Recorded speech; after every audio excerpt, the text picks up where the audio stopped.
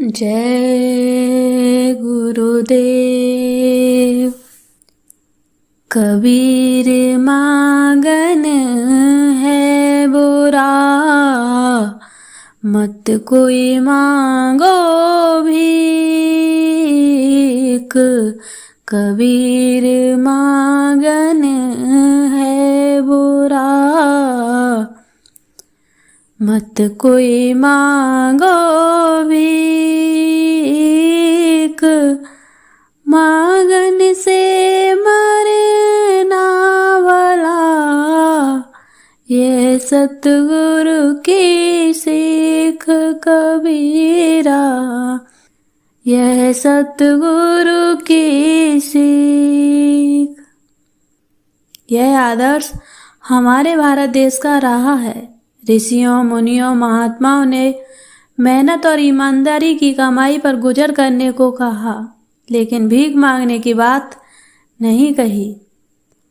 पूर्वी उत्तर प्रदेश में एक कहावत कही जाती है, उत्तम खेती मध्यम बान, निपट चौकरी भीख निदान। सबसे उत्तम खेती मानी गई है, क्योंकि खेती खून पसीना बहाकर की जाती है, इसमें कोई बेईमानी नहीं। इसके बाद व्यापार का स्थान है, क्योंकि व्यापार में कुछ नुकसान की बात होती है। फिर तीसरे नंबर पर नौकरी आती है। छोटी नौकरी हो या बड़ी, उसे तो निपटना और निपटाना ही है, लेकिन भीख कभी नहीं अच्छी मानी जा सकती। रहीम ने कहा है, रहीम वे नर मर चुके, जो कहूँ मांगन जाए। रहे मन वे नर मर चुके, जो कहूँ मांगन जाए। उनसे पहले वे मरे, जो होत कहत है नाय कबीरा, होत कहत है नाय। मांगने की प्रवृत्ति को किसी ने अच्छा नहीं माना। वैसे जब कोई महापुरुष किसी खास मकसद से किसी को आदेश देते हैं कि जाओ भीख मांग कर लाओ, तो उसमें कोई राज होता है। इतिहास गवाह है कि राजा भर्तरी ने भी भीख मांगी थी। वो भी किससे? अपनी ही महल के द्वार पर अपनी पत्नी से, क्योंकि उनके गुरु का आदेश हुआ था। इतिहास कहता है कि उनकी पत्नी ने अपने सारे आभूषण उनको दे दिए थे। महात्मा बुद्ध ने भी अपने सेवकों से कहा था कि जाओ उतनी ही भिक्षा लाना जिससे आज की रोटी पूरी हो जाए, कल के लिए न बचे। इसीलिए उनके भक्त भिक्षु भिक्षुणी कहलाए। महात्माओं की बात हम नहीं समझ सकते, क्योंकि वो जो कुछ कहते हैं उसमें हमारी भलाई ही होती है। हमारे कर्मों के अदले बदले चुकते हैं। हमारे बाबा जय गुरुदेव जी महाराज ने भी अपने गुरु महाराज की आज्ञा से रोटी की भीख मांगी थी। स्वामी जी महाराज ने अपना संस्मरण सुनाते हुए कहा था कि जब मैं गांव में गया था तो कुछ लोगों ने मुझे बड़ी भद्दी भद्दी गालियां दी, क्योंकि मैं हट्टा कट्टा था, लेकिन माइयों ने बड़े भाव से रोटी दी थी। गुरु महाराज का आदेश था, इसलिए मैं चुपचाप सबकी सुन लेता था। जब उनका आदेश हो गया तब मैंने मांगना बंद कर दिया। हमारे गुरु महाराज ने भी एक सत्संगी को एक बार हिदायत दी कि आसपास के गांव में जाकर 2 रोटी का आटा मांगकर लाना और बनाकर खाना।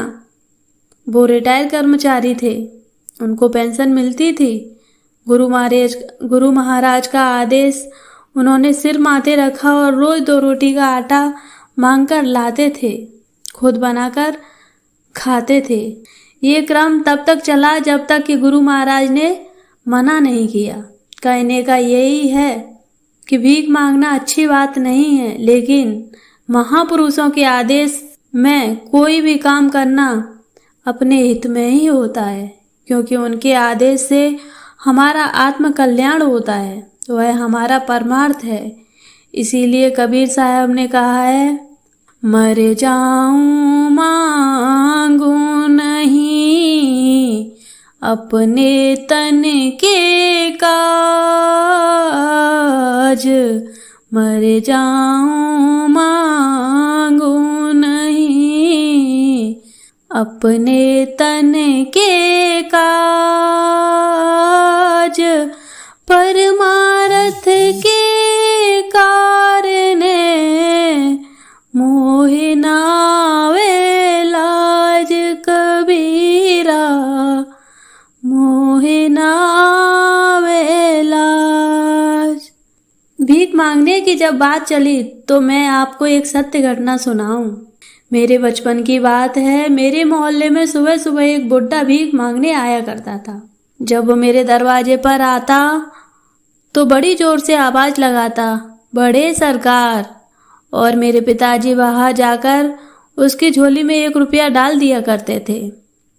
वो केवल पैसे लेता था, यह उसका रोज का क्रम था। एक दिन 2 लोग घर पर आए। पिताजी एडवोकेट थे। उन्होंने सोचा किसी मुकदमे के सिलसिले में आए होंगे। पिताजी जब उनसे मिले तो उन्होंने कहा कि वकील साहब,